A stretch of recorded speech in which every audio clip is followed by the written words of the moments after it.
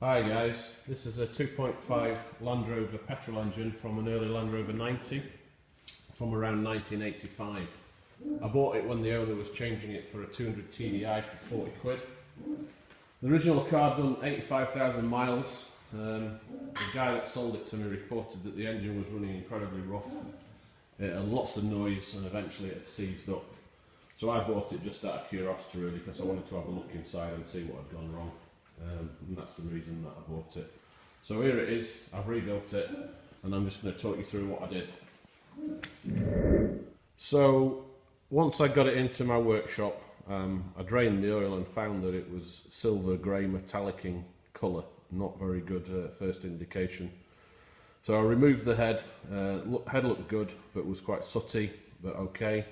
Removed the pistons, found them all badly scored.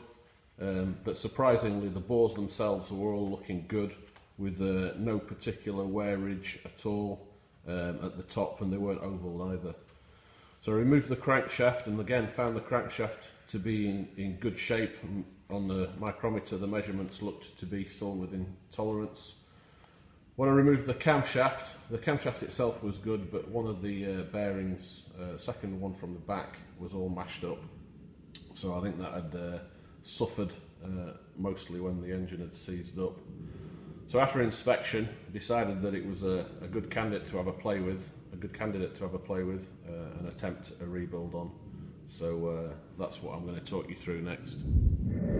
Okay, so what I did was I stripped it completely, including all the frost plugs, jet washed it clean. We got about 2 kilograms of sand out of the actual main block from the internal waterways. I honed the bores and confirmed that they were all good and inspect for standard pistons and rings. I acquired all the new parts from Turners and Paddocks for some of the more minor parts, and then rebuilt the bottom end, including the pistons, crankshaft with new bearings, etc. Got to that camshaft bearing number 3, which was the biggest issue, but I pulled out the old one with a homemade puller and pushed in a new one. Then the problems with the camshaft began. When I tried to put the camshaft in, it was very tight. I then had a look online and found that when they fitted these new, they were line bored. So then I had to spend quite a bit of time building a home-built tool to hone that bearing in a straight line using threaded bar and centering cones, and eventually taking it in stages. I managed to get the camshaft in and turning nicely, so that was all good. Fitted a new chain and timing gears and tensioners, got all the timing set up properly, hopefully, we'll find out shortly, and then rebuilt the head, relapping in the valves. Put all back together, stripped and checked this carb that's in front of you at the minute, put all new seals and gaskets on that, everything looked fine in there. Whether it will work or not we'll find out shortly. Stripped and cleaned the distributor as well, and again that came out pretty good. And so we've come to this point here. I wanted to run it off the car before I committed to putting it in case it was no good, with it being my first engine rebuild. So we've come to this point here where we're going to give it a shot and see what we've got. So I made this frame out of an old pallet and put it on casters. It's got a Series 3 radiator there at the front. The battery, got a little battery there, so I could wire it all up. So on the wiring, we'll just talk you through the wiring. So first of all, this big red wire here to the starter, and then that little loop link for getting it to the actuator to start it. I've then got a positive wire coming from the battery to the coil, just here, and then the negative one goes to the distributor. I've got an earth wire clipped on here.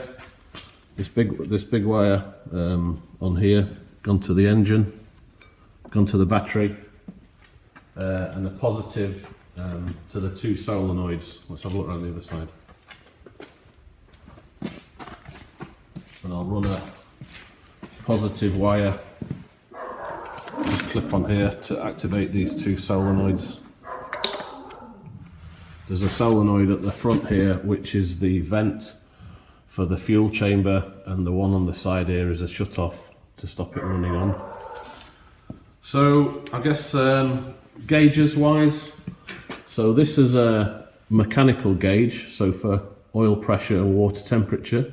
So that's just plumbed into where the originals were. Got a rev counter that's electrical, obviously plugged into the ignition coil, and I've got a vacuum gauge that just comes off this pipe here, just as a temporary fix. So what we'll do is we'll try and get it started, which will just be touching this onto here once I've checked all the wiring finally, and then we'll see what we get. Okay, I don't know if I'm going to need any choke or not. It's probably only about 4 or 5 degrees, but we'll give it a shot without first. Pretty good. We'll try with a little bit of revs. So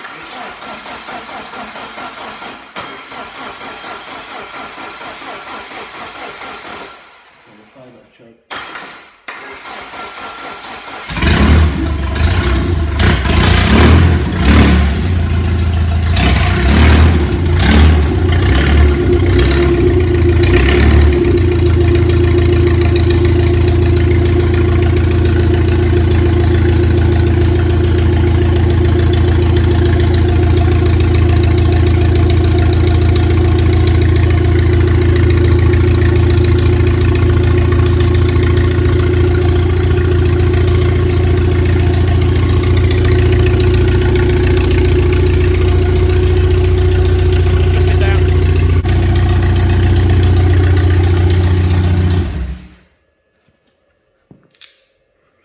Start it again. Hopefully I've sorted that water leak there. Give it another shot.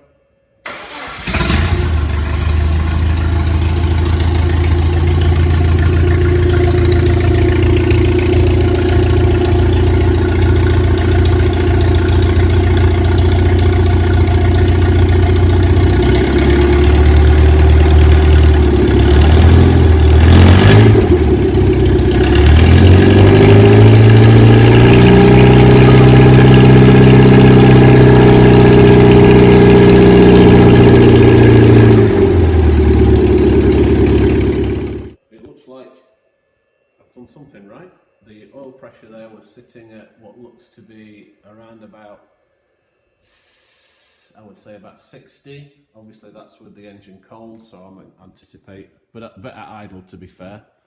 It's idling at around 800 RPM. I was getting around about 20 on my vacuum gauge. Obviously we're not up to temperature yet, so things may change, but yeah, altogether very pleased. I'll go into running it in and make sure that it's got some kind of endurance testing on it before I fit it to my Land Rover Series 2A, which I intend to do over winter this year. So maybe I'll do another video when I do that. So anyway guys, thanks for watching. Please feel free to comment on anything. Just one thing I forgot to tell you before we knock off here. I've rather than go with the electrical fuel pump, I've fitted a series fuel pump to this engine. Normally it would come with an electrical fuel pump, but obviously it's going in a series Rover, so I fitted one of them. So give me a thumbs up if you like it. Please feel free to comment and I'll try and answer you. Thanks very much for watching.